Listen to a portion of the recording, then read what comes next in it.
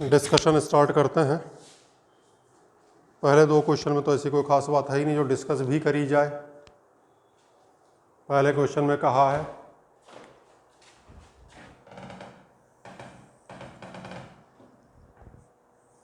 Force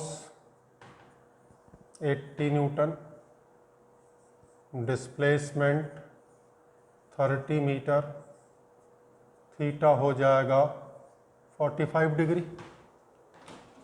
force किधर लगाया? East में, और बॉडी किधर गई? नॉर्थ ईस्ट में। तो ईस्ट और नॉर्थ ईस्ट के बीच में एंगल कितना? 45 degree. F D cos 45।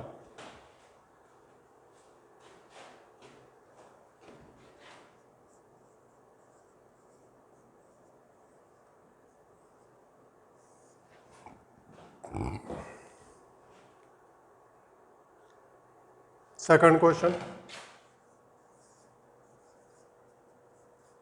F D cos theta, F 1200, 60, 40, cos theta आ जाएगा 1/2, थीटा आ गया 60 डिग्री। दो क्वेश्चन तो बिल्कुल सिंपल थे एफ डी कॉस थीटा पे।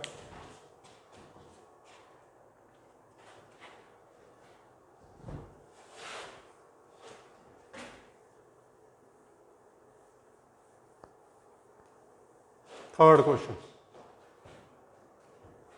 Work is given, work equals to force vector dot displacement vector 20, 3i minus 2j plus 5k dot xi plus 4j minus k। क्या करना था जी? i with i, j with j, k with k। i with i 3x, j with j minus 8, k with k minus 5।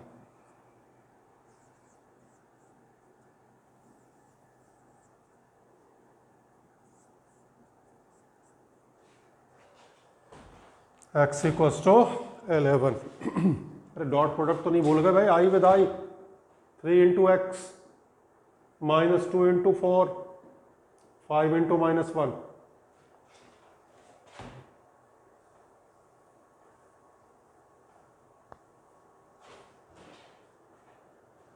Question number 4, displacement निकालो। Position vector of final point 2i plus 5j plus 3k minus i plus 2j plus k। Check कर लो, सही है भाई? 253 1 2 1 1 2 1। तो displacement आ गया i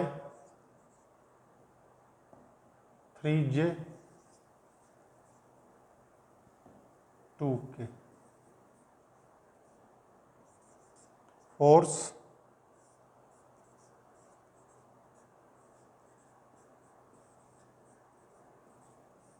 dot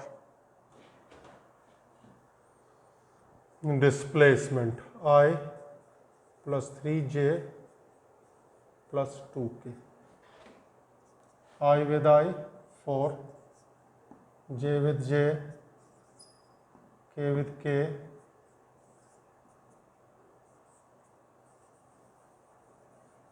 7 units.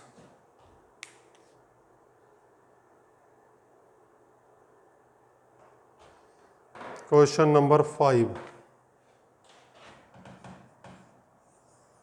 चलो भाई। Displacement 2i plus 3j plus k minus x i plus j plus 2k।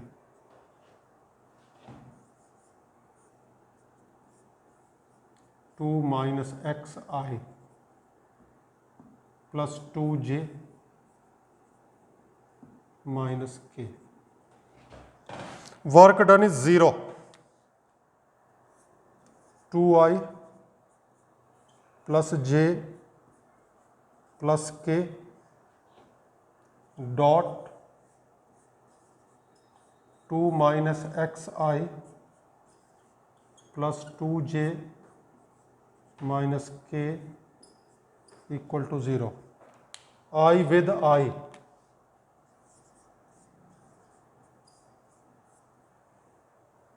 J with J, K with K, ये आ गया 4 minus 2x, 2x equals to 5, x equals to 5/2।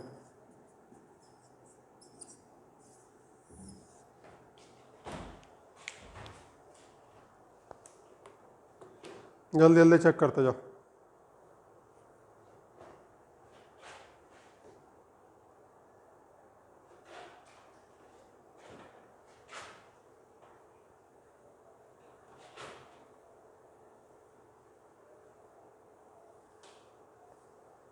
Question number 6 साफ नजर आ रहा, इसमें integration method लगेगा। f is given 3x²। कहां से कहां तक क्या पढ़ा है ऐसे क्वेश्चंस के लिए? Work done equals to integration f dx x1 to x2 3x² dx, x² का इंटीग्रेशन x³ डिवाइडेड बाई 3, 3 से 3 कैंसिल, 3 का क्यूब माइनस 1 का क्यूब, ये आ गया 26 यूनिट्स।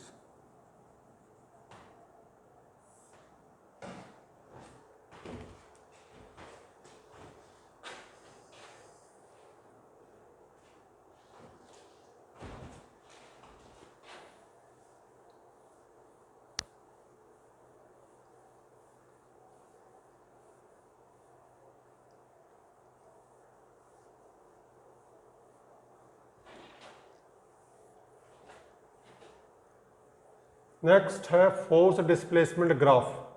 तो हमें साफ पता है कि अगर ग्राफ दिया है फोर्स और डिस्प्लेसमेंट के बीच, तो उस ग्राफ के नीचे का जो एरिया होता है वो वर्क डन को रिप्रेजेंट करता है। अब जरा ग्राफ इसमें बना बनाया नहीं है, ग्राफ खुद बनाना है।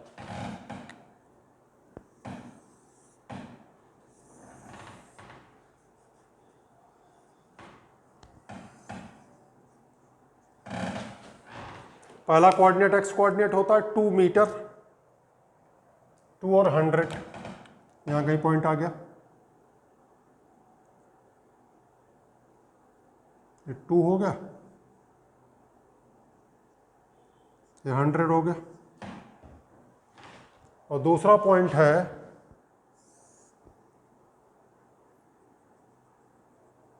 10,000। ये एरिया हमें फाइंड करना है।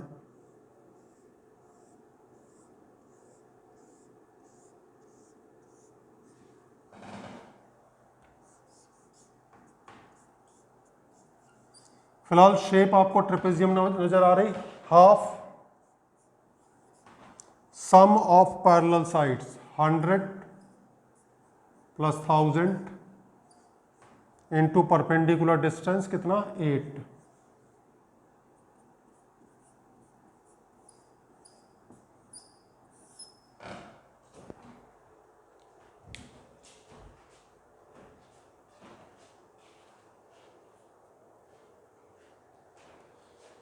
Question number 8।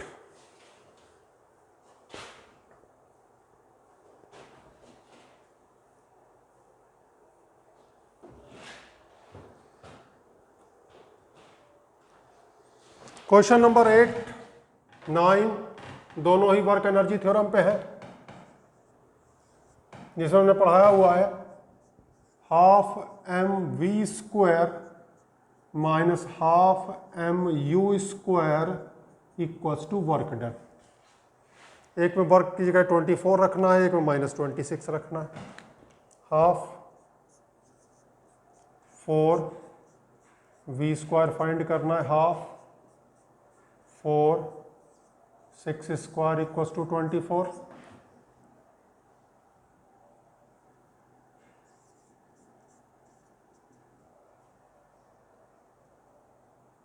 72 प्लस 24,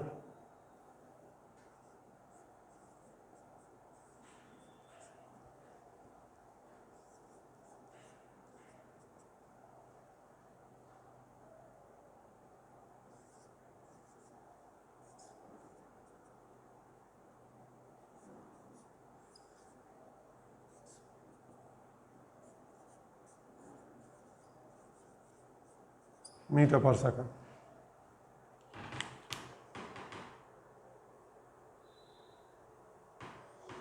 ठीक है जी।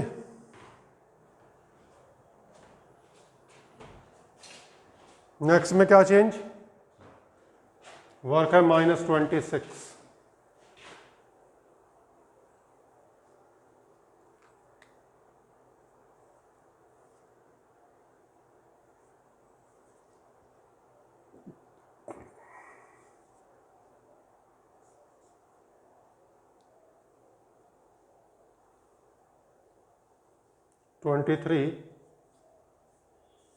√23 मीटर पर सेकंड।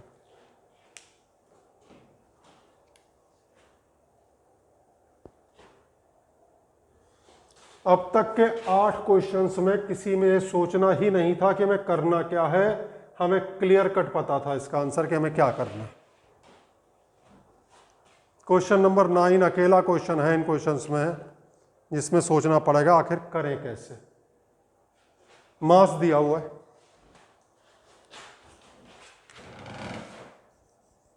टू kg, वर्क निकालना है और फिलहाल वेलोसिटी गिवन नहीं है, डिस्प्लेसमेंट का एक्सप्रेशन गिवन है। क्योंकि अगर वेलोसिटी गिवन होती तो वर्क एनर्जी थ्योरम हम लगा देते इसमें, तो वेलोसिटी तो गिवन नहीं, तो फिर हम वापस जाएंगे काइनेमेटिक्स, जिसमें हमने कहा था डिस्प्लेसमेंट को अगर डिफरेंशिएट करते हैं तो वेलोसिटी का एक्सप्रेशन आ जाता है। तो देखो डिस्प्लेसमेंट क्या दिया, t³ minus t² plus 2t plus 6, ये हमने करा dx/dt, 3t² minus 2t plus 2, तो वेलोसिटी का एक्सप्रेशन हो गया 3t² माइनस 2t प्लस 2। ठीक, अब हमें निकालना है 1 सेकेंड टू 3 सेकेंड, तो हम पुट करेंगे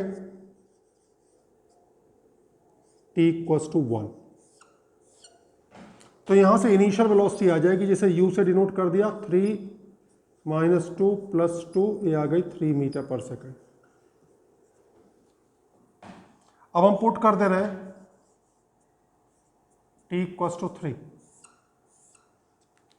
इससे मिलेगी फाइनल वेलोसिटी 3 इंटू 3 का square, 2 into 3 plus 2,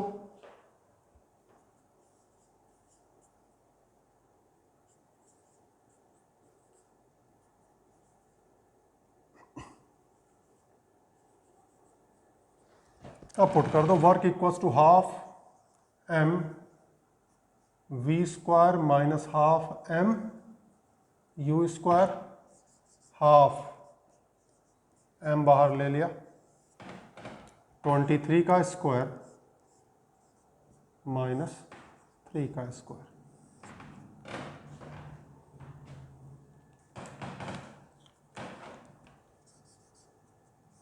twenty three minus 3, 23 plus 3, 20 into 26,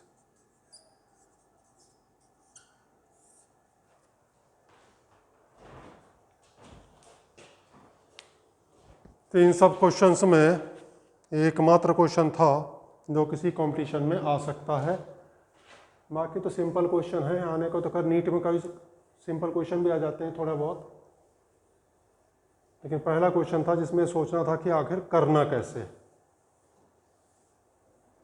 आगे आता है जी एग्जाम्पल, तो एग्जाम्पल तो हमने आपको बता ही दिए थे। तो आपने कौन कौन से लिखे हैं पता नहीं, कौन कौन से लिखे हैं। पॉजिटिव वर्क में हमने क्या कहा था, जिधर फोर्स लगा रहे हैं उधर ही बॉडी जा रही है।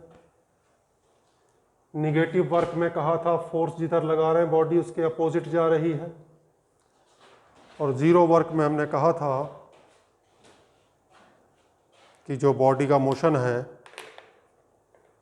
वो फोर्स के परपेंडिकुलर है। या फिर जीरो वेलोसिटी जीरो वर्क में वो भी हो सकता है जिसमें हमने कहा था कि फोर्स अप्लाई किया लेकिन डिस्प्लेसमेंट हुआ ही नहीं।